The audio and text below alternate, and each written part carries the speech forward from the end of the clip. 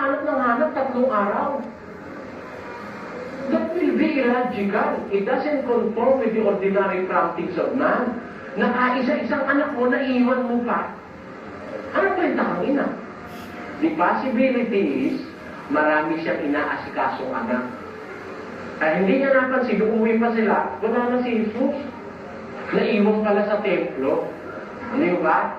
Ano katunayan? Sa hula pa lang, hinuhulaan pa lang, magkakaroon na ng kapatid si Kristo sa kay Maria. Pakinggan niyo. Ako'y naging iba sa aking mga kapatid at taga-ibang lupa sa mga anak ng aking ina. Tingnan niyo, ang hula kay Kristo, I was a stranger among my brothers and sisters. A stranger among the sons and daughters of my mother. Kita mo? Ako'y taga-ibang lupa sa mga kapatid ko sa aking ina. Yun naman ang totoo eh. Si Kristo may kapatid sa ina, pero walang kapatid sa ama dahil hindi siya anak ni Jose. Totoo po bang walang translation yung salitang pinsan sa Hebrew? Malagay mo wala.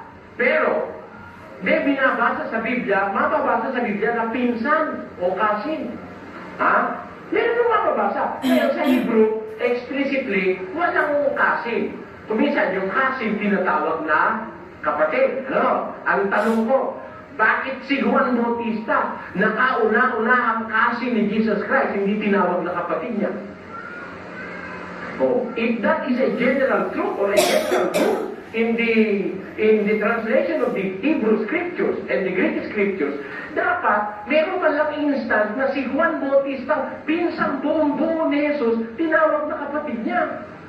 Eh, hindi eh. Ang tinatawag na kapatid niya, yung anak ni Maria at ni Jose. Ang katunayan, pakinggan nyo. Sa Marcos 6:3, ganito nakasulat. Hindi baga ito ang anluwagi? Sabi ng mga audio, hindi ba ito yung anluwagi? Di ba si Kristo karpintero dahil karpintero tatay niya? Karpintero niya. Di ba ito ang anluwagi? Hindi ba ito? Ang anak ni Maria at kapatid ni Santiago at ni Jose at ni Judas at ni Simon. O, kita nyo. Kapatid niya si Judas eh. Tama ho yung sinabi nyo kanina na ang mga paliwanag ng ibang mga pastor talaga nanggagaling sa kanilang. Wala akong sa nakasulat. Kailangan nakasulat. Tingnan nyo. Yung argument na ginawa ng Vatican, wala ko sa nakasulat. Wala akong nakasulat na ganito. Ang nakasulat, may kapatid siya. At ang isa sa kapatid niya, wala akong nakita sa ibang Juan. Wala. Kasi po, 51 anyos na akong Katoliko na ngayon ko lang nalaman yun, noong Agosto 29 na nagpapasa ako ng mga ultimong tabloid na babasa gawa ni Video Veloso, nakita ko yung portion na yan. Mula nung mag-aaral ka ng elementary, merong catechism hanggang sa mag-college ka, eh hindi naman natuto sa theology.